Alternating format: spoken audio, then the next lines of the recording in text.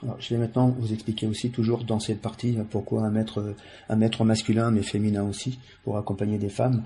Je vais vous expliquer pourquoi actuellement l'énergie féminine et l'énergie masculine est vraiment indispensable pour atteindre l'éveil et l'unité avec la source.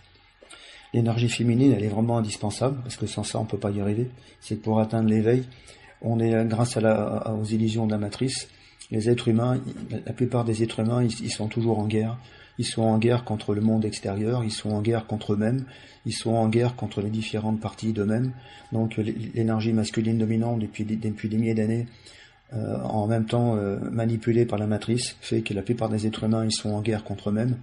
Et donc on a à tout prix besoin de cette énergie féminine, si vous voulez, pour rentrer dans la douceur pour soi, rentrer dans la tendresse pour soi. C'est parce que c'est la douceur et la tendresse qui sont les portes qui mènent ensuite à l'amour de soi.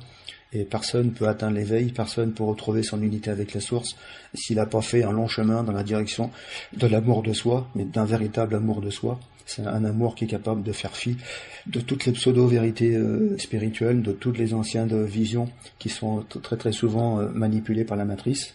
Donc sans l'énergie féminine, actuellement, personne ne peut atteindre l'éveil. Et en même temps, il y a aussi le pendant de l'autre côté, c'est que personne ne peut atteindre l'éveil et l'unité avec la source s'il n'y a pas une énergie masculine qui est déjà bien développée.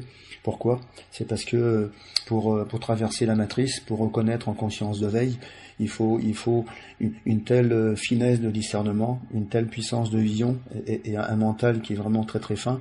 Et qui a une vision globale des choses, et ça c'est vraiment le propre de l'énergie masculine, d'avoir ce discernement qui permet de repérer les illusions, de les démonter les unes après les autres.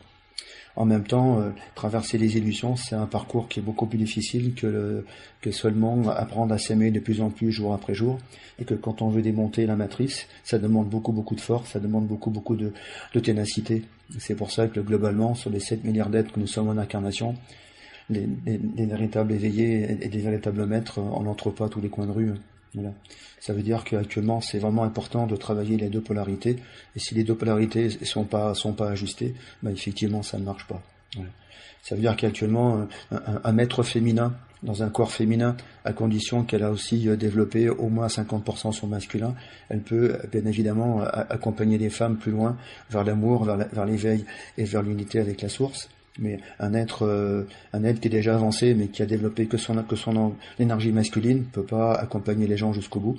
Et une femme qui a une très belle énergie féminine, mais qui a pas travaillé son masculin, ben, elle peut pas vous amener au bout du chemin. Voilà.